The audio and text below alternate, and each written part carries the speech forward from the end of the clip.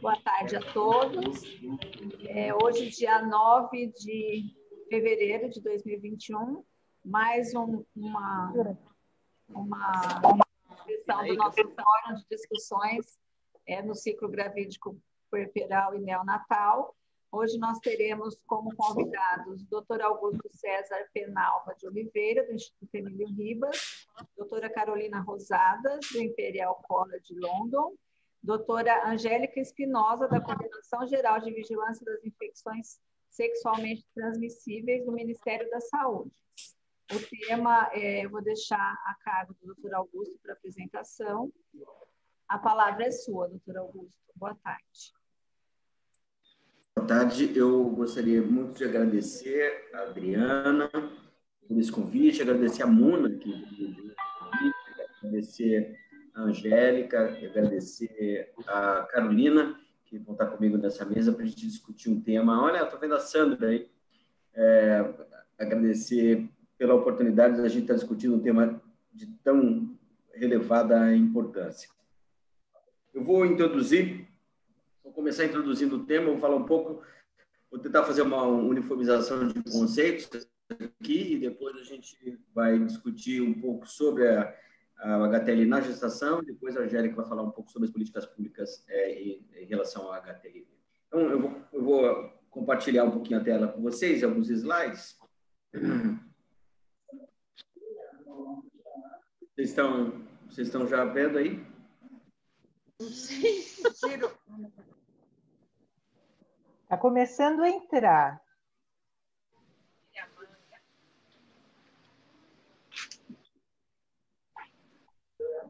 Entrou, o senhor vai colocar no modo apresentação, né? Entrou? Entrou. Ok. Bom, vou falar rapidamente para vocês sobre alguns conceitos em relação ao HTLV.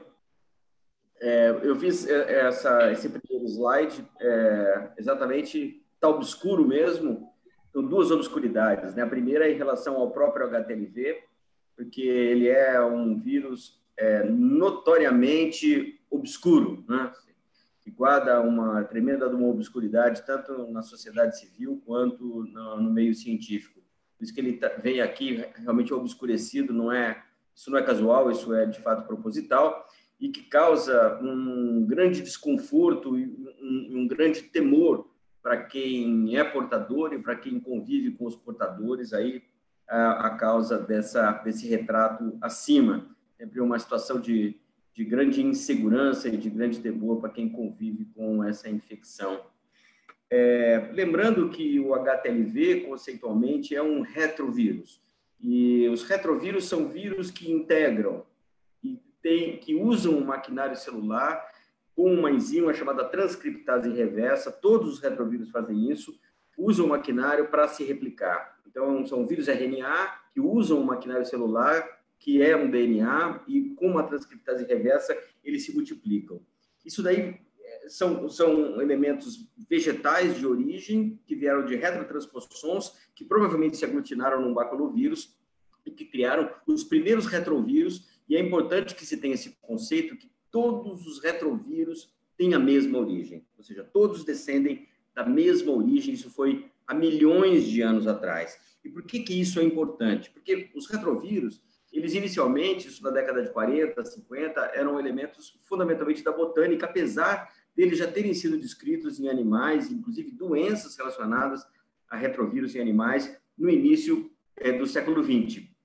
Mas só na década de 70 que foi descrita a transcriptase reversa, que permitiu que realmente os retrovírus fossem melhor descritos e, consequentemente, classificados, e que a gente pudesse entender melhor a diferença entre os retrovírus das plantas, dos animais, inclusive saber que todos eles descendem da mesma origem e que eles vão se especializando e que eles vão, dentro das espécies, se adaptando, se modificando e se tornando capazes de transmutar de espécie. E quando eles transmutam de espécie, é que causa uma grande devassa, uma grande mortandade, que é o que a gente está vendo por exemplo, em relação ao HIV. E é mais ou menos o que a gente está vendo em relação ao coronavírus atualmente. Por exemplo, o vírus novo na espécie tem sempre um comportamento muito surpreendente e muito adaptativo e rapidamente adaptativo numa espécie nova.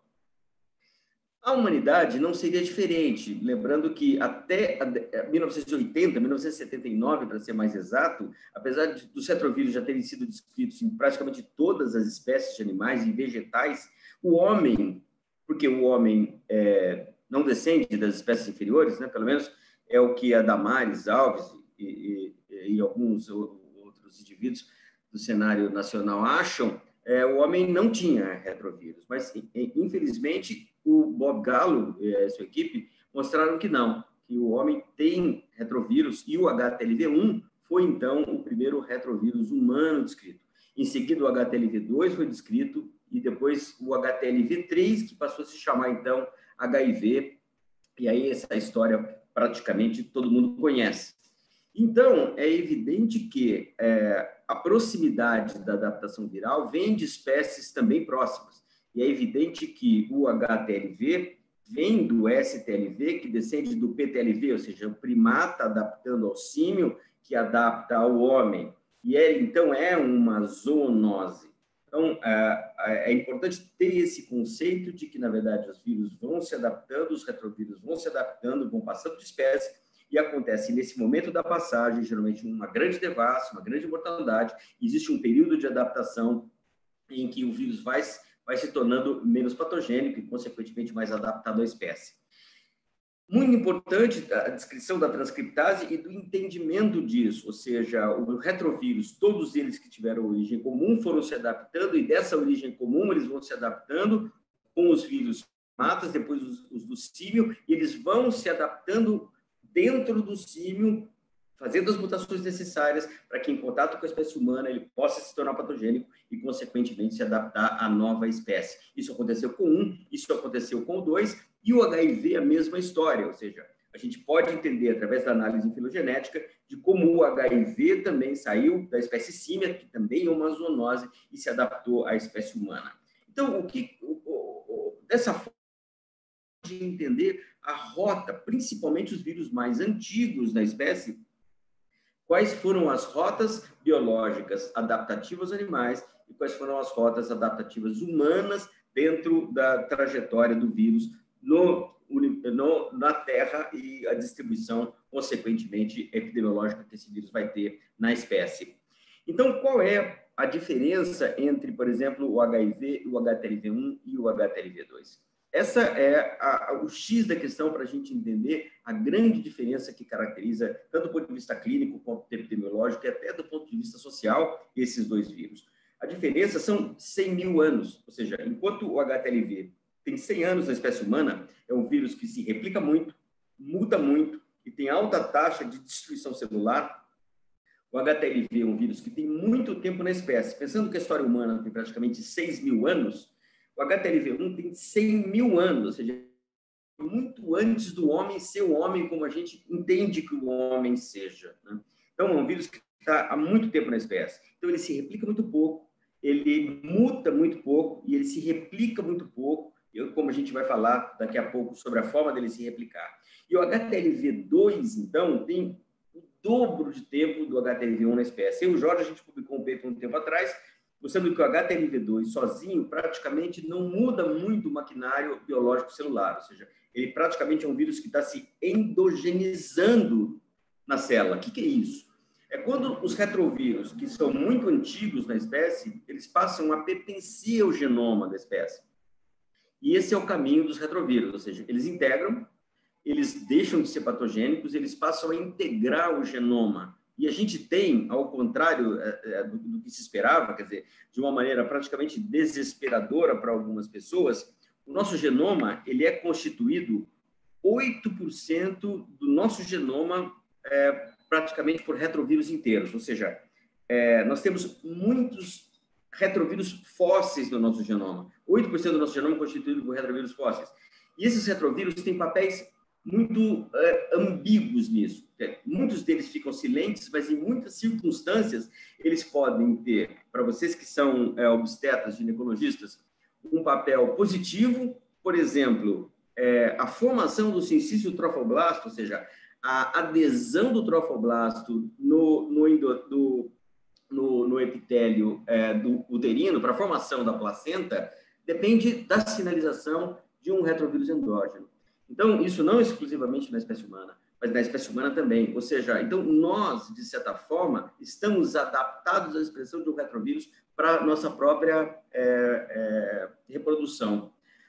Porém, quando nós temos várias doenças, como câncer ou até esclerose múltipla, existe a expressão também de retrovírus endógeno, ou seja, e muitas das infecções pelos retrovírus replicantes, HIV, HTLV-1, expressam outros retrovírus que podem fazer uma transativação, não só de outros vírus, como a modulação gênica, e levar a uma modificação de resposta imune e levar a um agravamento dessas condições de doença. Dessa forma, ou seja, a diferença entre o HIV, que virtualmente vai matar entre 5 e 10 anos 100% das pessoas, e o HTLV, faz com que o HTLV seja aparentemente muito menos patogênico, pela adaptação que ele já tem na espécie. Então, essa epidemiologia, por exemplo, no Japão tem mais de 1 milhão de pessoas portadoras e 800 pacientes com HTL por ano. Então, uma taxa mais ou menos de 6,6% de pacientes, de 2 a 6% de pacientes com risco de desenvolvimento de câncer. E 0,5 a 2% de desenvolvimento de paraplegia espástica tropical, que são as doenças mais classicamente associadas ao HTLV-1. Eu vou falar isso daqui a pouco. Então, aparentemente, nós temos esse cenário do iceberg, ou seja, um número de pacientes sintomáticos pequeno e um número enorme de pacientes assintomáticos. Mas a história não é tanto assim quanto a gente vai ver daqui a pouco. E isso faz com que a prevalência, como eu disse para vocês, como um vírus é muito antigo na espécie, ele vai depender muito das rotas migratórias. Por exemplo, o Japão, ele tem 2 rotas. Tem a parte do Japão que migrou para a Ásia e depois para o norte do Japão, e a parte do Japão que migrou direto da África para o sul do Japão. Então, essa parte que migrou posteriormente para o sul do Japão tem uma prevalência muito maior de HTLV do que o norte do Japão. E as migrações posteriores, por exemplo, que vieram para o Brasil, para o Caribe, faz com que nós tenhamos muito mais pacientes. E faz com que o Brasil tenha maior número absoluto de pacientes com HTLV e que tenha uma predominância no Brasil muito heterogênea, ou seja, uma prevalência muito heterogênea, sendo praticamente 1% da população do Pará, do Maranhão, da Bahia e uma prevalência baixa em Santa Catarina, muito relacionado à prevalência da população negra no país. Então, quais doenças que o HTLV pode provocar? Fundamentalmente, uma paraplegia progressiva, uma doença que compromete o trato piramidal. Então, o paciente vai perdendo o controle urinário, a força dos membros inferiores, uma rigidez dos membros inferiores de uma maneira progressiva. Isso acontece em meses a anos, de uma forma muito variável, e um câncer de células T adulta, ou seja, o indivíduo desenvolve um tipo de linfoma que pode ser ou de forma localizada, tipo linfoma, ou de forma leucemizada, quando ele acontece de uma maneira mais aguda. Então, nós temos essa forma da paraplegia que pode ser mais grave ou menos grave, mais rápida ou mais lenta, e temos uma forma de um linfoma ou leucemia, fundamentalmente 4 formas, uma mais localizada e uma praticamente leucemizada muito grave, que pode acontecer o comprometimento desses pacientes. As doenças também não são homogêneas. Por exemplo, nós temos muito mais câncer no Japão do que no Brasil, e muito mais paraplegia no Brasil do que no Japão. E, aliás, isso nos parece que seja também um problema muito mais epidemiológico, muito mais de busca ativa. O Antoine Jessen, que descreveu a paraplegia espástica tropical, sempre me disse e nos disse que, na verdade, nós não diagnosticávamos. E nós, em 2016, para vocês terem uma ideia como ele estava certo, nós começamos a fazer uma busca de casos de ATL. E, simplesmente, de 2016 a 2018, nós tivemos quase o dobro de casos que nós tivemos na história inteira, desde 1997 até 2016. Então, de fato, quando nós atentamos para as formas clínicas mais graves e às vezes mais leves dos casos, ou seja, mas buscando os diagnósticos, nós encontramos muito mais casos do que antes. Isso também está relacionado com o HTLV, da forma epidemiológica, como a Carolina vai falar para vocês. E por que isso acontece dessa forma? Porque o HTLV, que é um vírus que está adaptado à espécie, ele funciona diferente, por exemplo, do HIV. O HIV, ele compromete o CD4, como todo mundo sabe, usa o receptor de CD4, usa o receptor de quimiocina, só que ele entra no núcleo, ele ele integra, faz a replicação, produz um monte de vírus, destrói o CD4 e causa uma doença muito fundamentada na imunossupressão. O HTLV, a primeira fase é idêntica. Ele entra, integra no núcleo, só que ao invés dele se replicar e produzir vírus, destruir a célula, não. Ele entra, integra e fica no núcleo. E ele se multiplica através da própria mitose celular, ou seja, é o caminho intermediário entre o vírus que entra e se replica e o vírus que se endogeniza e passa a viver com a célula, ou seja, ele passa a se replicar através da própria replicação da célula. E ele induz a replicação da célula. Então, ele vai produzir duas doenças. Uma através da expansão celular, causando uma doença inflamatória na medula, e uma através da expansão celular, diminuindo a apoptose celular, aumentando a longevidade dessa célula, envelhecendo essa célula, diminuindo a reparação de DNA e transformando essa célula adulta numa célula cancerosa. Então, são dois pontos. Uma célula que se expande e causa uma inflamação e uma célula que envelhece e se transforma num câncer. Então, é o contrário do paradigma da doença viral, que é uma doença que entra na célula e destrói a célula. Ela é uma doença que entra, expande e imortaliza a célula, como se ela fosse parte da própria célula. E é evidente que, pensando dessa forma, a gente não vai ficar só com essas doenças clássicas. Se ele entra, imortaliza e expande essa célula, nós vamos ter, evidentemente, indivíduos que vão desenvolver a doença inteira e indivíduos que vão ter parcialmente clones celulares e parcialmente células inflamatórias. É por isso que a gente nota que, ao invés de termos só cânceres e só TSP-RAM, a gente começa a notar que pacientes com RAM-TSP têm uma qualidade de vida muito ruim, mas pacientes supostamente assintomáticos, mais de 30% deles acham que têm a vida ruim ou muito ruim. E por quê? Porque muitos desses pacientes que não têm nem paraplegia e nem câncer têm dermatite infectiva, miosite, síndromes reumáticas, síndrome de Sjögren, ou seja, outros sintomas menores associados à doença inflamatória crônica. E esses pacientes desenvolvem quadros psiquiátricos crônicos e quadros cognitivos crônicos, como a gente vê aqui, chegando a mostrar mais de 30% de alterações de humor e alterações cognitivas, como alterações cognitivas crônicas. Então, nós estamos vendo que não só a doença aparentemente tem uma manifestação clínica pequena, mas a manifestação clínica não é pequena, e ela tem um componente subclínico muito maior do que se imaginava. E também a mortalidade. Quando a gente nota uma sintomática em relação à RAM-TSP, a gente vê que a sobrevida da RAM-TSP é muito menor, diminuindo a expectativa de vida do indivíduo de 75 para 56 anos. E pasmem, numa corte paralela que a gente tem de HIV, que praticamente começou em 1998, a nossa corte de HTLV começou em 1997, no mesmo período, a nossa corte de HIV teve 8% de mortalidade e a nossa corte de HTLV teve 8% de mortalidade. Ou seja, a mortalidade dos pacientes com HTLV praticamente hoje se paralelizam à mortalidade dos pacientes com infecção pelo HIV.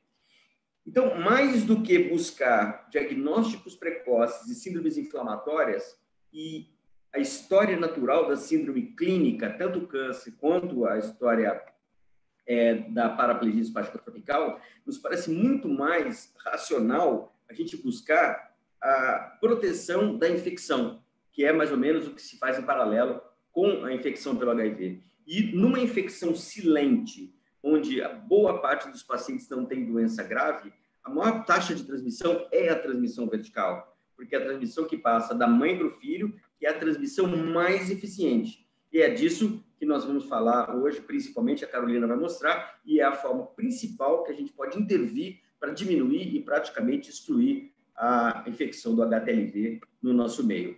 Eu queria agradecer o pessoal do nosso grupo e, sobretudo, dedicar essa aula ao Michel, do nosso grupo, que, infelizmente, perdeu o pai dele hoje de manhã pelo SARS-CoV-2, pela Covid-19.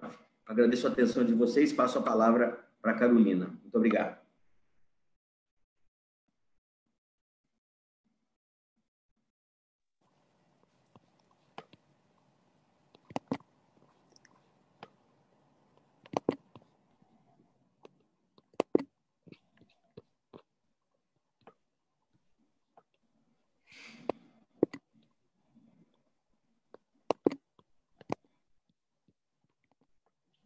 Vocês conseguem ver minha apresentação? Sim. Sim? Então, tá. Primeiro, eu queria agradecer o convite, né, e a oportunidade de estar falando aqui com vocês sobre esse tema que é tão importante, que é a infecção pelo HTLV na gestante e a transmissão vertical. E se a gente olhar aqui esse relato dessa paciente que foi publicada no trabalho do professor Jorge Casseb, a importância desse encontro ela fica bastante evidente. Então, essa paciente que foi chamada, né, o codinome de Maria, de 27 anos, ela era casada, portadora assintomática do vírus, e ela era gestante, já tinha uma filha de 8 anos. E essa paciente relata que o médico perguntou para ela o que era a infecção pelo HTLV.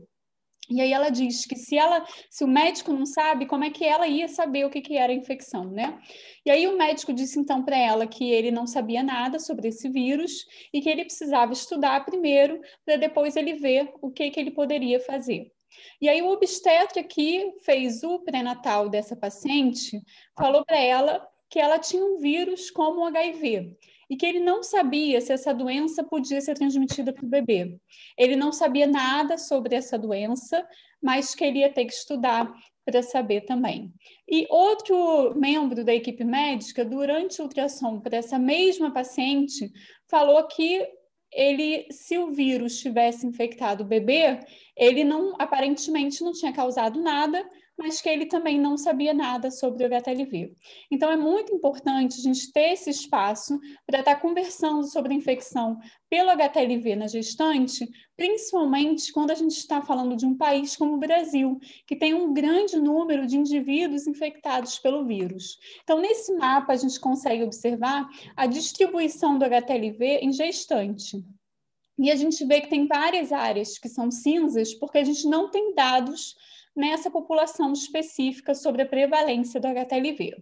No entanto, a gente consegue observar que estados como a Bahia, por exemplo, a prevalência de infecção é elevada, cerca de 1%, assim como ocorre no estado do Maranhão, por exemplo, no Pará e no Rio de Janeiro. Em São Paulo, especificamente, só teve um estudo sobre a prevalência de HTLV em gestante. Esse estudo foi feito em 2004, então é um estudo antigo, e avaliou um número pequeno de gestantes, só 900 gestantes. E a prevalência encontrada foi de 0,1%. Mas acredito que em São Paulo a prevalência seja semelhante à observada no Rio de Janeiro. O nosso grupo, ele estimou, alguns anos atrás, qual o número de gestantes infectadas por HTLV no Brasil. E, usando os dados de 2008, foi estimado 16.500 gestantes infectadas pelo HTLV por ano no país. E essas mulheres, elas seriam responsáveis pela transmissão de 3.000 novos casos por ano por transmissão vertical. A grande maioria desses casos poderiam ser prevenidas se medidas de prevenção fossem implementadas. Então, cerca de 2.600 casos poderiam ser prevenidos. Existem alguns fatores que já foram identificados como fatores de risco para a infecção pela HTLV em gestante. Dentre esses fatores, a gente tem se essa gestante iniciou a vida sexualmente ativa em uma idade nova, se essa gestante tem histórico de infecções sexualmente transmissíveis, se ela teve histórico de aborto, se ela é uma mulher multípara E interessante, se essa mulher tem um baixo nível socioeconômico, um baixo nível educacional, isso são fatores de risco para a infecção por HTLV. Assim como foi observado recentemente, num estudo publicado no passado, que aquelas mulheres que são vítimas de violência sexual ou doméstica, elas tinham 9 vezes mais risco de ter HTLV do que aquelas que não sofreram nenhum tipo de violência. Esses dados demonstram para a gente que o HTLV ele vai estar cometendo principalmente aquelas populações que estão em situação de vulnerabilidade. E isso contribui para a situação de negligência que a gente observa em relação ao HTLV. Durante a gestação, a carga proviral do HTLV, que é importante porque é o principal fator que vai predizer o risco de desenvolver doença associada ao vírus e também está relacionada com o risco de transmissão vertical, ela se mantém estável. No entanto, no pós-parto é observado um aumento na carga proviral. E isso a gente não sabe se vai impactar, aumentando o risco dessa mulher que tem HTLV e teve uma gestação desenvolver doenças associadas ao vírus. E a gente ainda não sabe ao certo como isso impacta na transmissão vertical. A gente vai falar um pouco mais à frente. Quando a gestante está infectada com HTLV, existem dados conflitantes na literatura sobre o impacto do vírus em relação ao risco de aborto, risco de parto prematuro e risco de baixo peso ao nascer.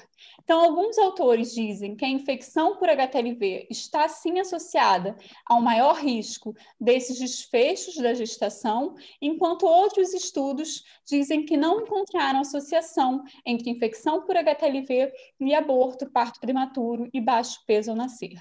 No entanto, esses estudos, eles são realizados geralmente com um número reduzido de indivíduos, o que pode impactar no resultado. O que não se discute é que a infecção pela HTLV na gestante vai gerar um impacto importante no psicológico dessa portadora. E não só nela, mas em todo o grupo familiar, pensando que é um vírus transmitido sexualmente e que pode ser transmitido para o bebê. Além disso, é indiscutível a importância da prevenção da transmissão vertical, que a gente vai conversar um pouco agora. Então, a transmissão vertical, ela vai acontecer principalmente através do aleitamento materno. Então, no Japão foi observado, mulheres que amamentavam tinham a taxa de transmissão de 20% para os seus filhos. Aquelas que não amamentavam apresentavam um risco de 2,5%. Então, apesar da transmissão vertical ela acontecer primariamente através do aleitamento materno, a gente sabe que existe ainda um risco de transmissão residual do HTLV, mesmo quando a gestante não amamenta, por volta de 2,5%. Essa transmissão que não ocorre pelo aleitamento, ainda não está claro se ela vai ocorrer durante a gestação ou no momento do parto. Até agora, não existem dados suficientes que comprovem a necessidade de se realizar parto cesariana nas portadoras de HTLV. No entanto, é claro que é necessário o cuidado para evitar o contato do sangue materno com o neonato no momento do parto. E, em relação a isso, em Okinawa, no Japão, eles observaram que a taxa de transmissão do HTLV entre crianças que não tiveram aleitamento materno reduziu bastante do final da década de 80 para o final da década de 90, então de 12,8% para 3%. E eles associam essa redução ao fato deles terem implementado um programa de testagem e educação, principalmente dos obstetras e equipe de saúde, para que evitassem o contato do sangue materno com o neonato durante o parto. Em relação à taxa de transmissão do HTLV de mãe para filho, a gente observa que no Brasil, o estudo do Dr. Arthur Paiva demonstrou que essa taxa de transmissão foi de cerca de 14%, sendo que ela é variável no mundo, podendo chegar a 46%, como foi relatado em um estudo no Japão. E existem vários fatores que vão aumentar o risco de transmissão do HTLV de mãe para filho. Dentre esses fatores, os mais conhecidos e mais estudados são a duração do aleitamento materno e a carga proviral do HTLV, tanto no sangue da mãe como no leite materno. Outros fatores que a gente já identificou foram fatores genéticos. Se essa gestante ela tem doença associada ao HTLV, ela também tem maior risco de transmissão do vírus. E se essa paciente é co-infectada pelo parasita intestinal, os Strongyloides stercoralis, ela também vai apresentar um risco maior de ter transmissão vertical, além de, como já é sabido, ter maior risco de desenvolver formas clínicas graves associadas à infecção por esse parasita. Bom, em relação ao período de aleitamento materno, a gente sabe, então, se não houver o aleitamento, há um risco de cerca de 2,5%. Se esse aleitamento materno for por um período curto, o risco aumenta quando a gente compara sem o aleitamento, mas ele ainda não é tão elevado quanto quando ocorre o aleitamento materno por um período prolongado. No caso do Brasil, quando há o período de aleitamento prolongado, esse risco chegou a cerca de 24%. E é por conta disso, né, que o próprio Ministério ele contraindica a amamentação em mães vivendo com HTLV. E isso a Angélica, com certeza, vai abordar mais à frente. No entanto, para que a gente possa fazer essa recomendação, né, contraindicando o aleitamento, é importante, né, é essencial que essa gestante soropositiva ela seja identificada. Então, para a testagem da gestante para HTLV, é recomendado o mesmo algoritmo diagnóstico que é proposto para a população geral. E esse algoritmo, ele consiste em um teste de triagem sorológica, que no Brasil geralmente é o ELISA ou quimiluminescência. Se essa gestante for negativa, ela não está infectada, uma vez que esses testes de triagem, eles apresentam alta sensibilidade. No entanto, é importante destacar que se a gestante for positiva em um teste de triagem, assim como ocorre com a população geral, elas precisam de um teste confirmatório. Esse teste confirmatório pode ser tanto sorológico, que aí seria o Western blot, ou o imunoensaio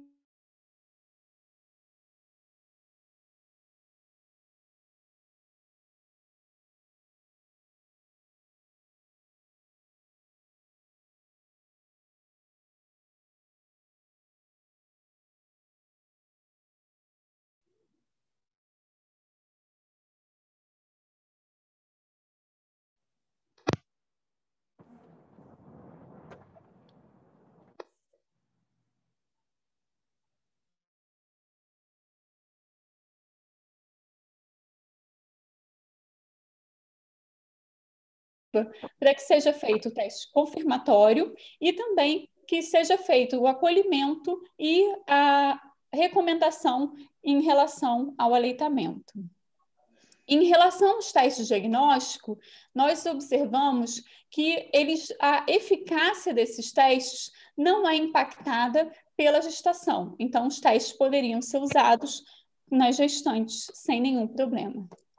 E por que é tão importante a gente prevenir a transmissão de mãe para filho? O HTLV, como o professor Augusto falou, ele está associado a diversas doenças. E essas doenças podem acometer também as crianças. Então, a dermatite infecciosa, que é uma alteração cutânea associada à infecção pelo HTLV, que a gente está observando nessas imagens na apresentação, ela é uma alteração clínica que vai acontecer primariamente em crianças.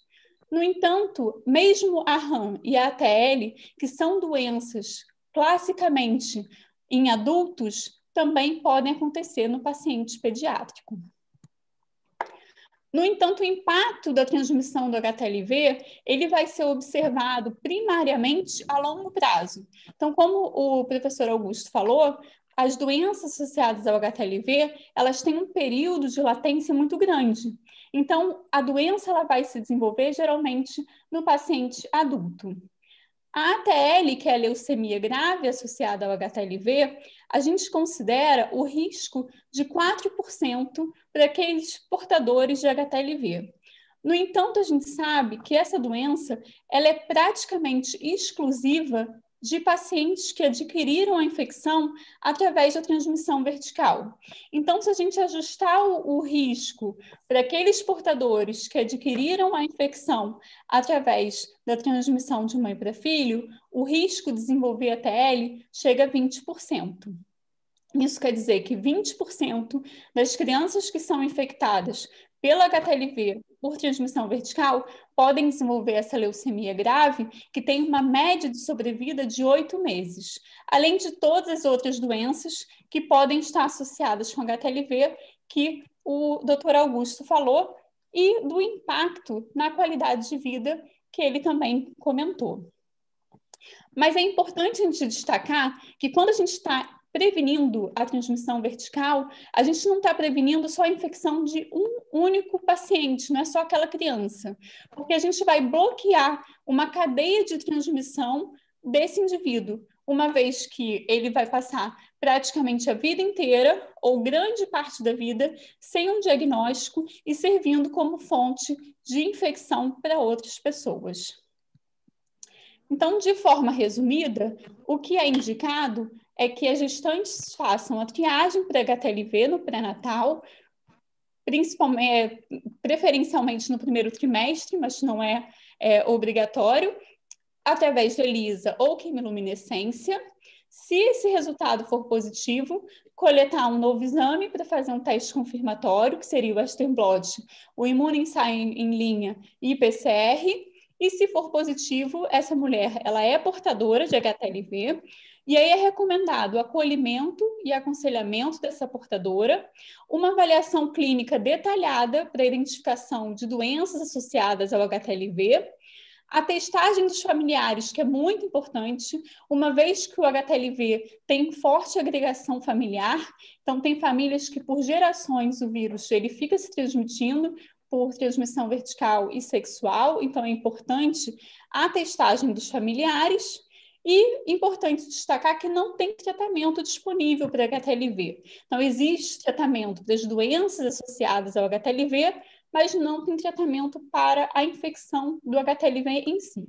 Então, antirretrovirais, infelizmente, não funcionam para reduzir a carga viral e, por consequência, eles não funcionam para reduzir a taxa de transmissão do HTLV de mãe para filha e eles não são recomendados para gestante. No parto, como eu falei, temos que evitar o contato do sangue materno com o neonato e, no período neonatal, interromper o aleitamento materno, utilizando a cabergolina, fornecer um substituto de leite materno, realizar a testagem da criança. Essa testagem da criança, ela pode seguir o mesmo fluxo diagnóstico se essa criança tiver mais de 18 meses. Se a testagem for feita anterior a 18 meses, é importante lembrar que ela pode ter anticorpos maternos que foram transferidos passivamente, ou então ela pode não ter tido tempo suficiente para fazer a sua própria soroconversão, caso ela seja infectada. E o acompanhamento da mãe soropositiva deve ser realizado por toda a vida. Isso que eu falei aqui não foi inventando nenhuma novidade, né? Ele já faz parte das recomendações, inclusive da própria Febrasgo. Aqui eu deixei o capítulo de HTLV para quem tiver interesse. E ele também faz parte do controle do HTLV no Japão, que é um país que é o modelo mundial de políticas públicas para controle do HTLV. Então, eles começaram a fazer a testagem no pré-natal em 1987 e, a partir de 2010, por conta do sucesso do programa, eles começaram a testar nacionalmente. E em São Paulo, né, foi conseguida a eliminação da transmissão do HIV de mãe para filho, e a gente espera que no futuro próximo possa acontecer o mesmo para o HTLV. Então, queria agradecer, e aqui estão os contatos, né, caso vocês queiram ir visitar o nosso canal, que eu tenho com a doutora Tatiane e a Sônia, sobre o HTLV. Muito obrigada.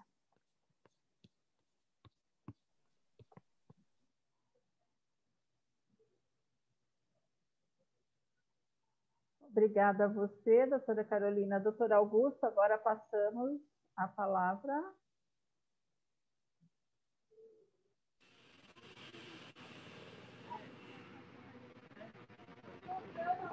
Doutora Angélica Espinosa Miranda, que vai falar, né?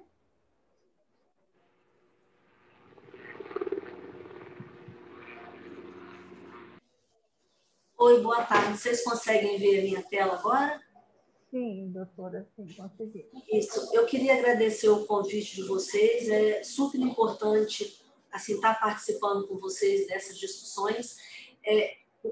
O HTLV, essas duas apresentações anteriores já falaram qual é a importância disso e qual é a importância desse agravo também para nós como uma política pública. Eu vim para o Ministério da Saúde em junho de 2019, a convite do nosso diretor, o doutor Gerson, e aí, para minha surpresa, que eu não estava esperando, o HTLV tinha acabado de ser incluído dentro da Coordenação Geral de Vigilância em IST. E isso foi uma proposta do Gerson de fazer essa inclusão, porque um grupo de pesquisadores já vinha cobrando isso do Ministério da Saúde, essa inclusão do HTLV numa pauta específica. E aí, logo que eu cheguei aqui no Ministério, a primeira reunião que eu tive a oportunidade de participar foi uma reunião sobre o HTLV. E aí o que muito me surpreendeu, porque eu estava meio envergonhada de ir para essa reunião, porque não tinha muita coisa de que o Brasil pudesse falar que fazia pelo HTLV quanto política pública de governo federal. E aí, para minha surpresa, os países representados lá também faziam muito pouco pelo HTLV.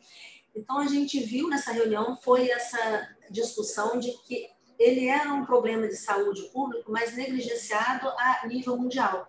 Até mesmo na própria OMS, ele não era vinculado oficialmente a nenhum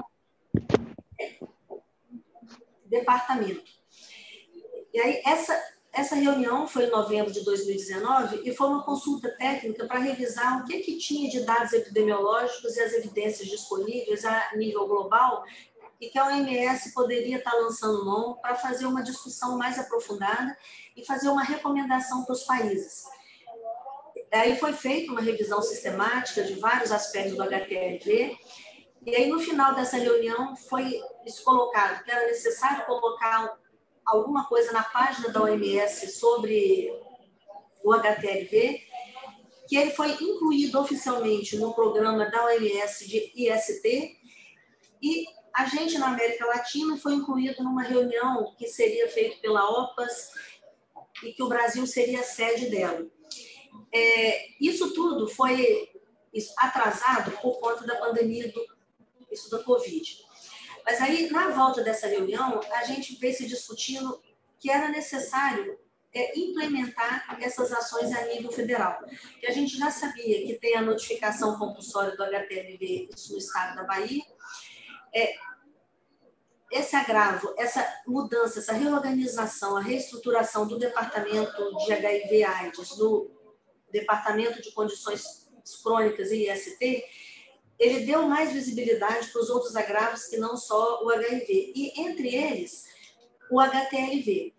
E aí, isso na tentativa de estimular essa política pública, a primeira coisa a fazer era dar uma visibilidade ao agravo HTLV.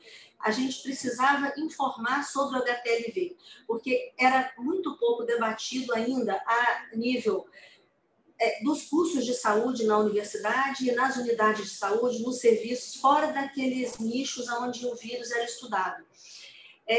Então, de uma forma geral, quando se voltou, foi incluída na página do Ministério da Saúde, no ABC da Saúde, tem um dos tópicos que é o HTLV. E na página do departamento, isso também tem tanta informação para o profissional de saúde e para o público leigo. E isso nos chamou muita atenção, porque a gente tem recebido várias mensagens, vários e-mails de pessoas procurando saber, querendo informações sobre o HTLV.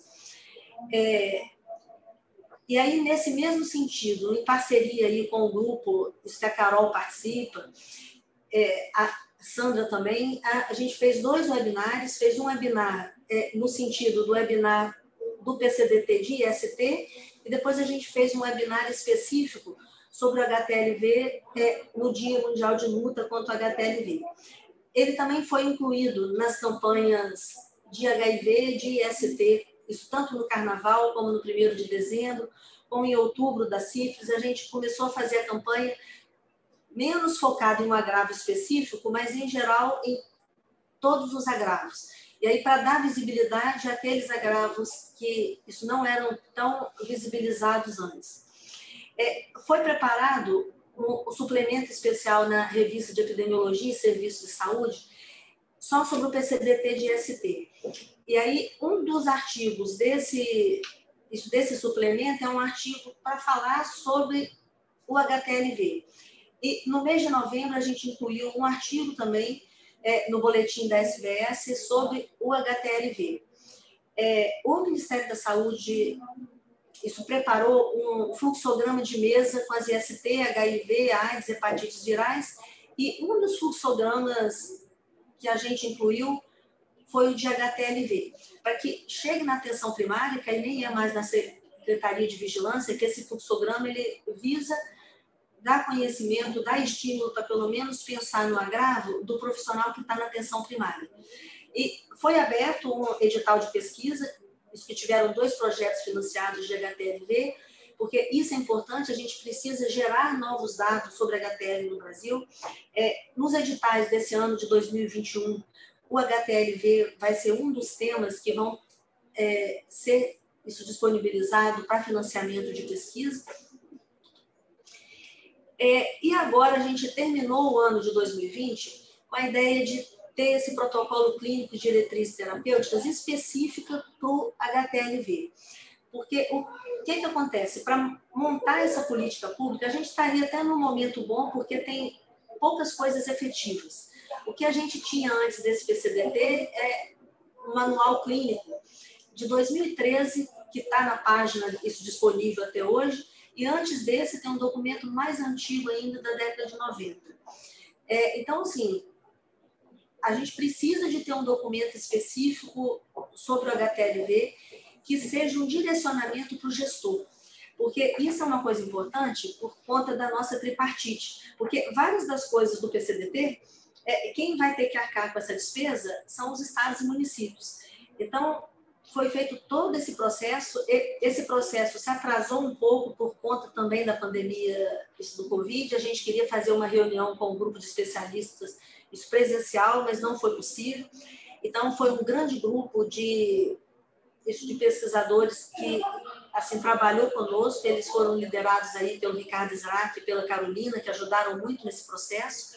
E aí, em dezembro, ele ficou pronto e a gente já fez uma apresentação dele na Conitec. E aí agora começa todo o processo do nosso SUS, né? Ele foi apresentado à Conitec em dezembro, porque qual é a diferença do PCDT para um manual clínico? O PCDT é um manual para orientar o gestor. Então, tudo que tiver ali, que for isso preconizado, que for recomendado, o SUS vai ter que pagar a conta. Então, tem toda uma discussão e negociação a nível de CONAS e CONASEMES que a gente tem que fazer a nível central, mas fazendo essas articulações. E aí foi apresentado isso em dezembro, porque hoje, o que a gente tem isso regulamentado no SUS? Uma reunião que está tendo, eu esqueci agora que eu lembrei. Esse teste de rastreamento para banco de sangue e doadores de órgão e o teste confirmatório para leucemia de células T. É o que a gente tem hoje recomendado no SUS. Então, a ideia é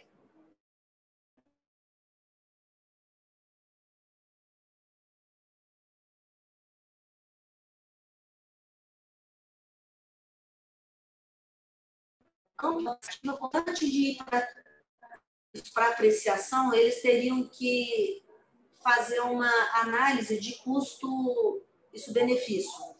Então, eles nos solicitou, e aí a gente chamou de novo o comitê de especialistas, que eles queriam que a gente fizesse uma lista de prioridades. O que seriam as prioridades? Para quem que a gente quer ampliar o teste de rastreamento?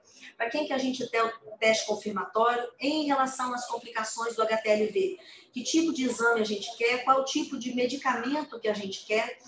Então, a Carolina, o Ricardo, o grupo todo de especialistas está ajudando o Ministério a preparar esse consolidado para mandar para a Conitec, e aí eles vão fazer uma análise de custo-benefício e vão responder para a gente o que eles acham viável ser incluído e o que não é assim, não é viável nesse momento, mas que eles isso consideram a possibilidade de no próximo ano eles fazerem essa discussão novamente. Então, esse é o ponto que está o PCDT agora. Isso vai ser um passo muito grande, porque ele vai dar um bom direcionamento. Uma boa novidade, a gente viu que incorporação são poucas coisas, porque a maioria dos testes e dos medicamentos, eles já estão aprovados no SUS, a gente só tem que pedir a ampliação de uso, porque são novas populações. Então, isso, segundo a comissão de avaliação de PCDT, isso da Conitec, eles falaram que é um processo menos complicado do que se eu tivesse pedindo a aprovação de uma nova tecnologia que ainda não fosse validada pela Anvisa. O que a Carol falou sobre a carbegolina e a fórmula láctea, elas estão incluídas no PCDT de IST e no PCDT de transmissão vertical. Só que isso foi feito uma citação que a gente quis fazer uma pré-chamada, porque atualmente elas só estão aprovadas na Conitec para pacientes com HIV, vivendo com HIV. O que acontece? Que a gente faz essa indicação que se a gestante tiver HTLV, ela também tem acesso à carbegolina e à fórmula láctea. A fórmula láctea tem alguns estados que já fornecem. O estado da Bahia fornece, a Maria Clara comentou comigo que o estado de São Paulo também já fornece a fórmula láctea para pacientes com HTLV, mas isso não está aprovado a nível nacional ainda para gestantes com HTLV. Essa é a nossa ideia de que esse PCDT seja logo aprovado. E isso foi uma sinalização bem positiva da Conitec, que acha que isso, quanto a isso, não terá nenhum problema. Uma outra coisa que está sendo feita é o estudo nacional de prevalência em parturientes, que é um estudo de parturientes antigo de HIV, que ele vai fazer a prevalência nacional de HIV, sífilis, hepatites virais, e na rodada de 2020 a gente incluiu o HTLV. Isso foi um grande passo, a inclusão do HTLV. Esse estudo está sendo financiado pelo PROAD SUS. Ele já tinha começado a amostragem quando a gente solicitou ao Hospital Moinhos de Vento, que é o coordenador do processo, para que ele incluísse o HTLV. E foi uma sorte que o que acontece? Com a pandemia de Covid, não se conseguiu ir a campo para fazer a coleta desse estudo esse ano. Então, o HTLV foi oficialmente incluído e a gente só está esperando para fazer o trabalho de campo ter um afrouxo nessa pandemia do Covid, que a gente não vai poder fazer isso agora. E qual é a importância da inclusão do HTLV nesse estudo de parturientes? Porque a gente usa esse dado de parturiente como se ele fosse um proxy da população geral. E a gente precisa de saber o tamanho do problema do HTLV no Brasil. A gente tem vários estudos, inquéritos epidemiológicos, estudos de pesquisas regionais, mas a gente não tem um dado nacional. E aí, até numa das reuniões passadas, assim que a gente fez essa discussão do HTLV, foi questionado a importância de incluir o HTLV na lista de notificação nacional, compulsória nacional, porque hoje ele está no do estado da Bahia. E não é uma atribuição do DCCI, então a gente teve uma reunião com o SINAM, com os responsáveis pelo SINAM, e eles pediram que primeiro eles precisam desse dado nacional. Então, assim, quando tiver o resultado desse estudo nacional em parturientes e a gente ter uma visão nacional de qual é a importância do HTLV em cada estado, em cada região, eles abriram a possibilidade de fazer uma indicação que a notificação seja compulsória naquelas regiões onde a prevalência seja mais alta e não incluir na lista de notificação compulsória de uma forma geral. Porque, segundo eles, tem alguns estados que ou não tem dado nenhum ou eles acham que isso, assim, o fato de não ter dado nenhuma é porque não tem nenhum tipo de problema mais grave naquele estado. Então, a gente precisa desse dado de qual é realmente a realidade nacional do HTLV nos diferentes estados brasileiros, para a gente poder fazer novamente uma solicitação ao Sinan de fazer essa inclusão. Então, em que ponto a gente está agora é dar visibilidade de política pública à causa do HTLV, tanto para o profissional de saúde como para o gestor, para que se fale disso, e para a sociedade civil também, porque é importante que a população saiba da existência do vírus para que ela possa pedir ao profissional de saúde que solicite o teste. E a gente está trabalhando paralelamente com a geração de dados para que a gente possa ver a importância de entrar na lista de notificação do compulsório nacional, se vai ser de uma forma geral ou se ele vai ser isso regional.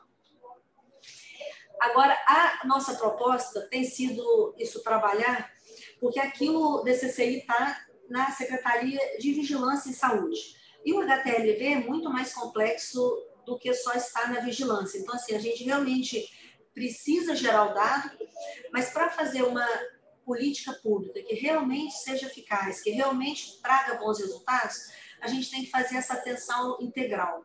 Então, nós já fizemos algumas reuniões com a Secretaria de Atenção Especializada à Saúde, porque eles são responsáveis pelas complicações do HTLV, então todas as alterações neurológicas, oculares, estão no âmbito da SAIS, e a gente tem tido reuniões com a SAPES, que é a atenção primária, para falar da importância da inclusão do teste de rastreamento na gestação, no pré-natal, no início do pré-natal. Todas as duas secretarias têm estado bem abertas em relação a essa discussão, então, a nível de Ministério da Saúde, temos conversado com essas duas secretarias e também com o DataSUS, para tentar colocar o DataSUS na hora da implementação desses dados. E isso é o quê? Também falar, além das secretarias a nível de Ministério da Saúde, a gente está fazendo uma articulação com o CONAS e CONASEMES, isso no GTVS. Por que é importante falar isso com o CONAS e CONASEMES? Porque todas as ações, ou algumas das ações do PCDT, são relacionadas com eles. Então, assim, tem o teto orçamentário, tem a questão da tripartite, tem a questão do fundo. Como trabalhar essas questões antes de ir para uma votação final na Conitec. Então, a gente está tentando fazer essa gestão, isso compartilhado a nível de Ministério da Saúde, com o CONAS, CONASEMES.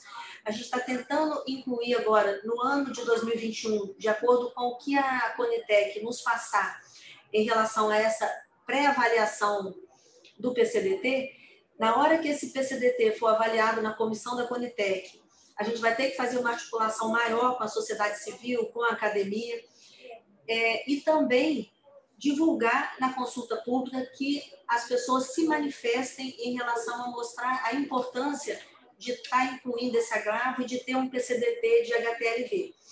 Porque o que a gente fez nessa gestão compartilhada, porque tem várias portarias, várias recomendações da Conitec, que já inclui o HTLV, só que estão pulverizadas em diversas portarias, e a gente estava querendo, com o PCDT, colocar isso numa pauta única. Essa ação em parceria com os diversos atores, a gente não vai conseguir caminhar se não tiver governo nas diferentes instâncias, se tiver a academia, porque vai ter que ter a produção de dados, a gente precisa de novos estudos, de novas pesquisas, e ter uma pressão da sociedade civil. A gente precisa colocar isso numa pauta única, numa pauta grande, para que ela seja empoderada. E uma forma disso é dar visibilidade dessas ações. E uma reunião que eu participei também de HTLV, uma coisa que me chamou a atenção foi uma fala da doutora Paula Loureiro, quando ela disse que o HTLV ele foi atropelado pelo HIV. Que o HIV, como veio como o HTLV3, ele teve tanto impacto que o HTLV ficou perdido com o estímulo e toda a mobilização que teve em volta do HIV. E eu acho que o HIV tem que ser um exemplo para nós. você vê que teve uma mobilização da sociedade, teve uma mobilização forte e muita coisa foi adquirido por conta dessa mobilização e por conta da visibilidade que se deu. Então, eu fico achando agora que isso no Brasil, a gente está nesse momento de colocar o HTLV na pauta, numa pauta integral, que seja uma gestão compartilhada, que a gente tenha parceria, que a gente trabalhe em conjunto, que dê visibilidade para que a gente possa passar um passo à frente. E isso, assim, a gente dá garantia a vocês, o Dr. Gerson, que é o diretor aqui do DCCI, ele dá toda a carta branca para que a gente faça realmente o HTLV acontecer nessa gestão. E a gente está à disposição para trabalhar em conjunto com vocês com o que for necessário. Eu acho que era isso e a gente está à disposição depois para discussão. Doutora Angélica, quero agradecer a senhora, doutora Augusto e doutora Carolina. Antes de passar a fala para a doutora Rossana Francisco é nossa mediadora e matriciadora nesse fórum desde que nós começamos. Doutora Maria Augusta Gibelli também está conosco, também é nossa matriciadora e mediadora. A doutora Rossana representa a parte de obstetrícia e ginecologia e a Ruta de neonatologia. Eu vou fazer uma pergunta da doutora Maria Clara, doutora Angélica, enquanto a senhora fazia a exposição, ela fez a pergunta se vamos fazer discussão conjunta sobre o processo que está em andamento.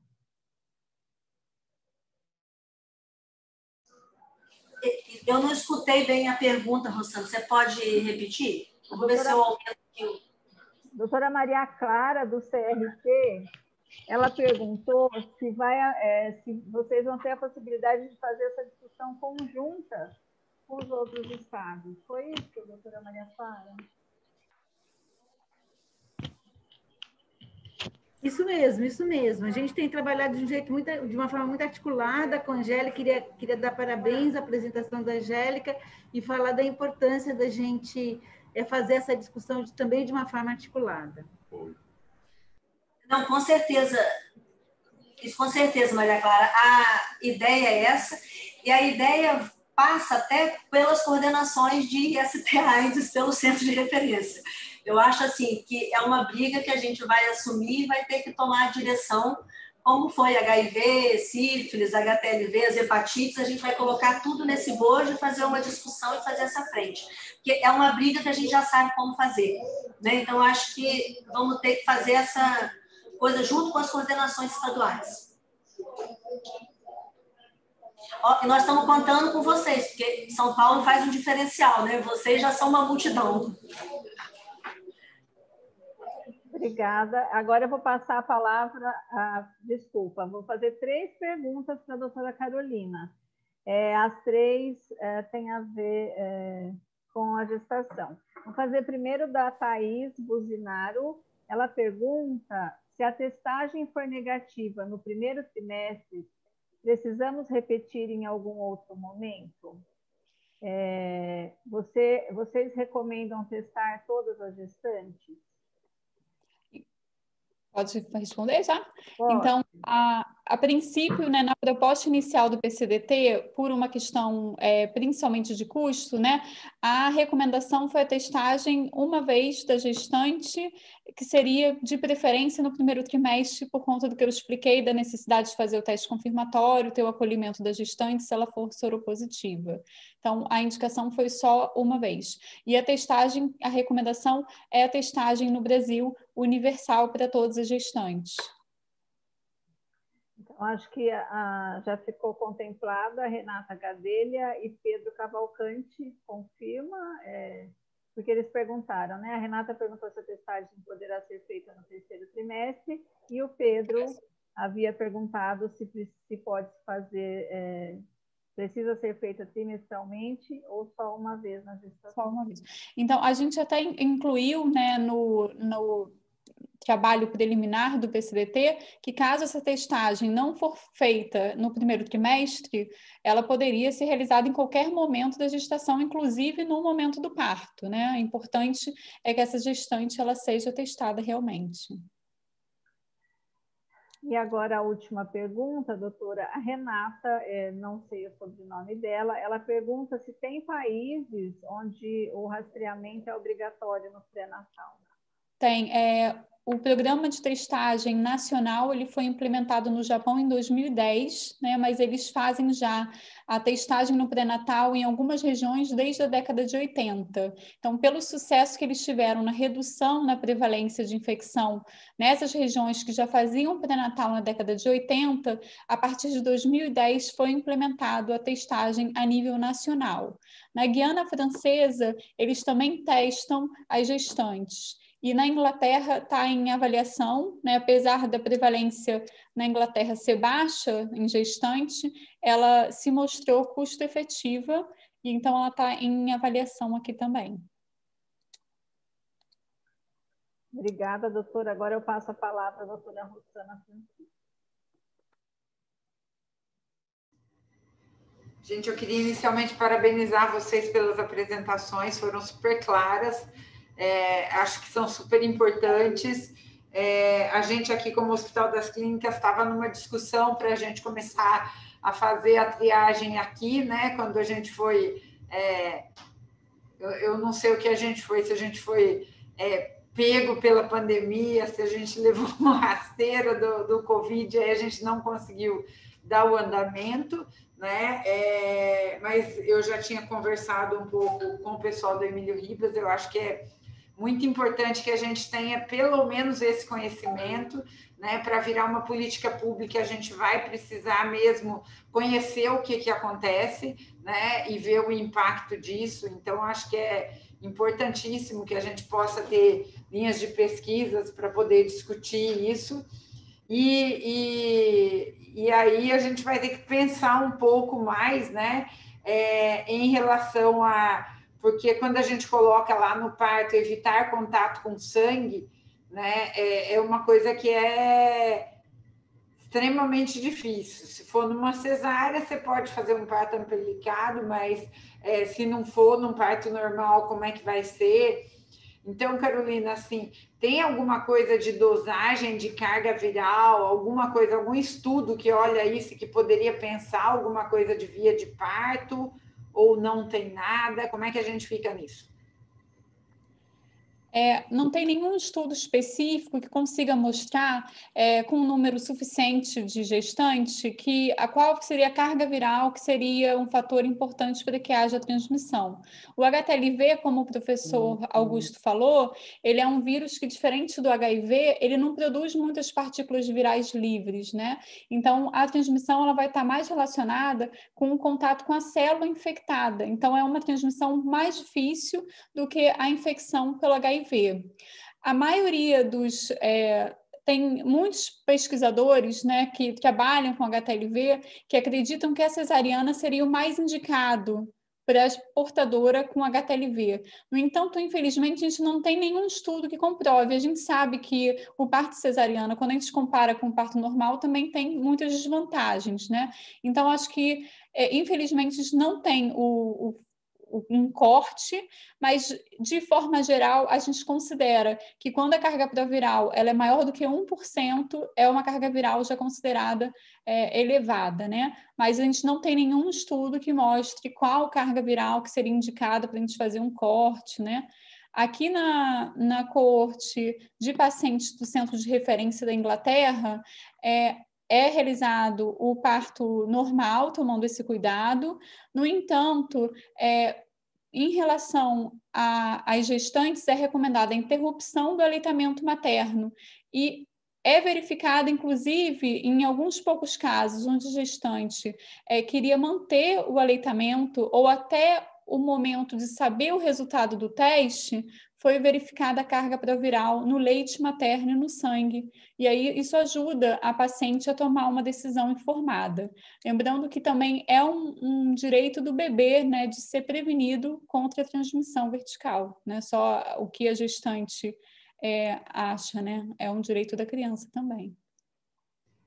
A outra pergunta já foi respondida aqui, né? Que eu ia perguntar se na coorte de São Paulo, do Emílio Ribas, tem bastante mulher em idade fértil, porque eu acho que é óbvio que para a gente começar um trabalho, a gente tem que pensar qual é a prevalência que a gente tem em gestantes, mas depois também seria interessante que a gente pudesse ter essa avaliação antes para poder fazer numa consulta periconcepcional, né, pré-concepcional, teria muito mais importância para a gente já poder orientar essa mulher quanto aos riscos. Tem um trabalho que foi realizado no Brasil, onde as gestantes que eram soropositivas, elas fizeram cesariana, e não houve nenhum caso de transmissão, elas tiveram interrupção do aleitamento, e nenhuma mulher teve transmissão vertical. E os autores correlacionaram isso ao fato deles terem feito parto cesariana, mas o número era pequeno, então a gente não consegue ter uma conclusão firme, né?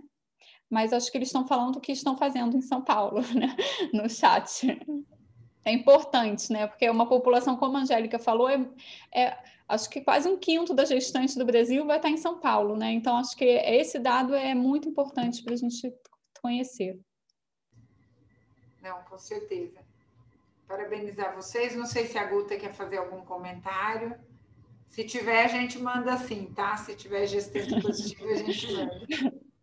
Na verdade, eu não sei quem é. Um comentário a fazer que só como realmente assim é uma coisa que entre a população, todo mundo entende quando a gente fala para uma mãe HIV que ela não pode amamentar, né? E realmente quando a gente faz o diagnóstico do Guta, te fechei sem querer, perdão. Eu estava fechando outra pessoa, perdão.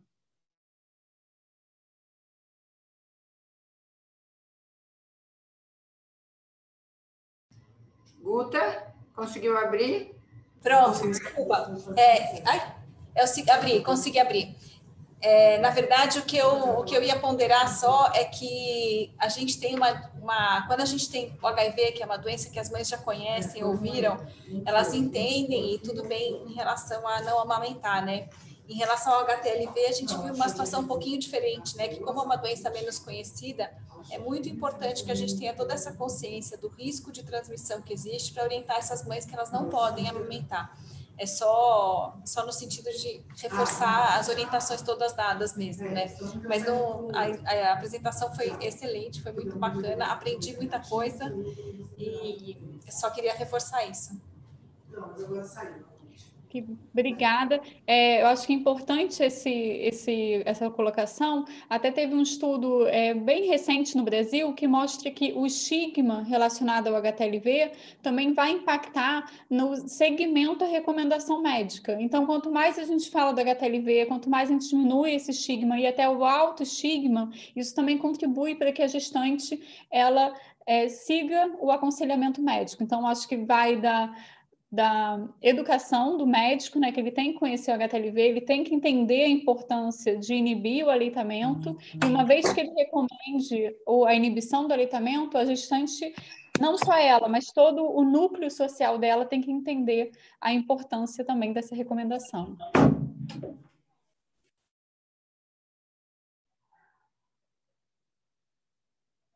Débora Coelho está perguntando para qual serviço poderemos encaminhar a gestante com HTLV. De onde você é, Débora?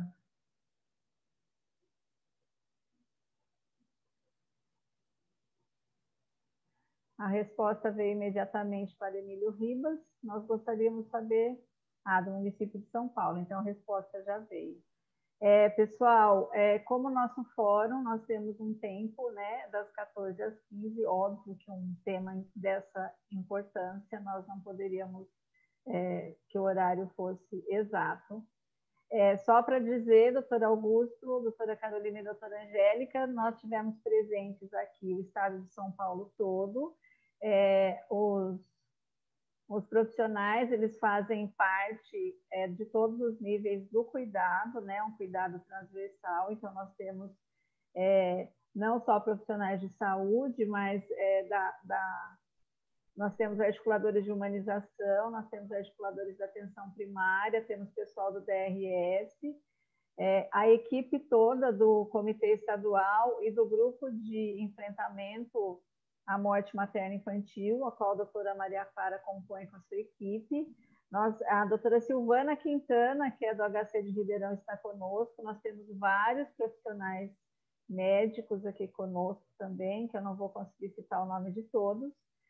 Agradecer a Muna Zen, que fez a articulação para que esse encontro fosse possível hoje. Sem ela, nós não teríamos essa brilhante apresentação.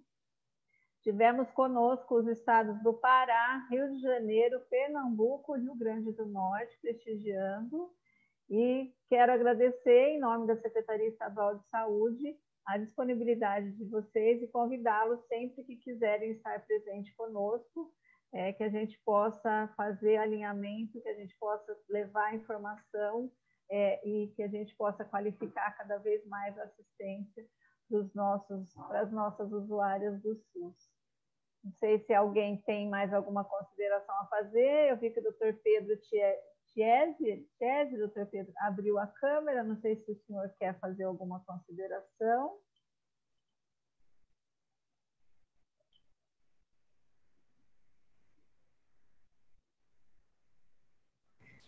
Eu queria fazer uma breve consideração bem rapidinha, Maria Clara, aqui da Secretaria também, do Programa Estadual de DST-AIDS. Queria dizer que aqui a gente já tem algum tempo a questão da fórmula láctea infantil sendo disponibilizada para as mulheres HTLV, isso depois da gente ter várias reuniões com Augusto, com todo o grupo, e que talvez isso não seja da informação de todos, Adriana. Talvez a gente pudesse, juntas aí nesse processo, informar a todos como isso tem se dado, né? Porque eu acho que talvez a gente precise melhorar essa informação também, né?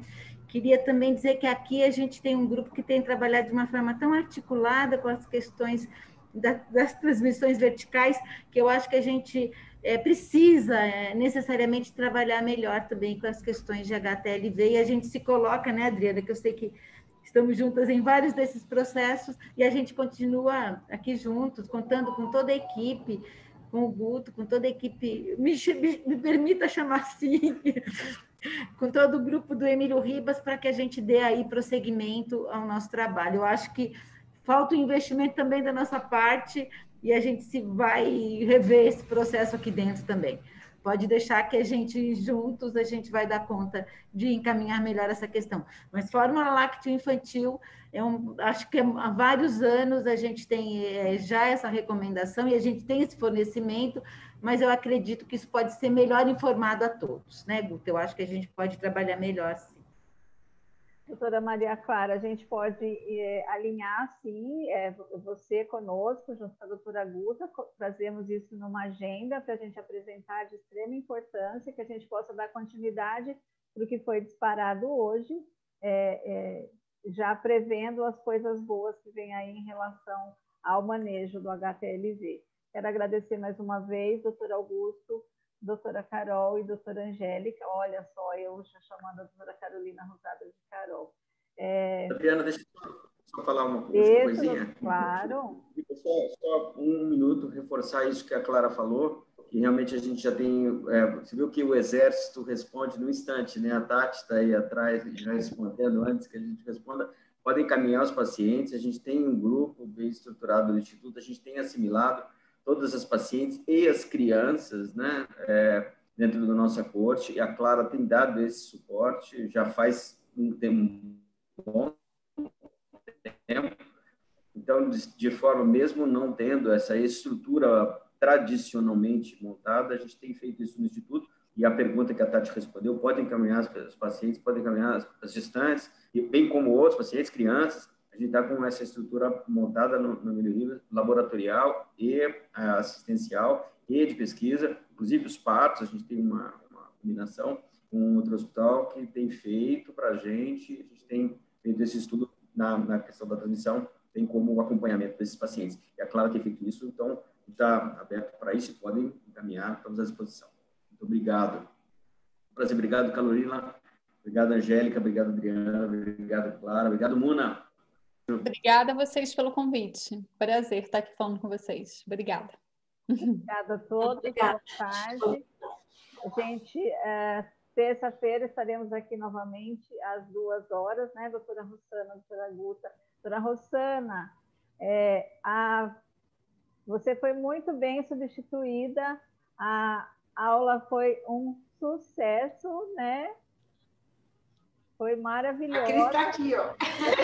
É por isso que eu estou falando. A aula dela foi maravilhosa, ela foi convidada para mais uma aula e já está no nosso canal. Doutor Augusto, vou providenciar que a aula seja colocada ainda hoje no canal, encaminho para vocês assim que ela estiver convertida, para que vocês possam disponibilizar para quem vocês quiserem. Muito obrigada, gratidão a todos, uma boa tarde. Perigo isso.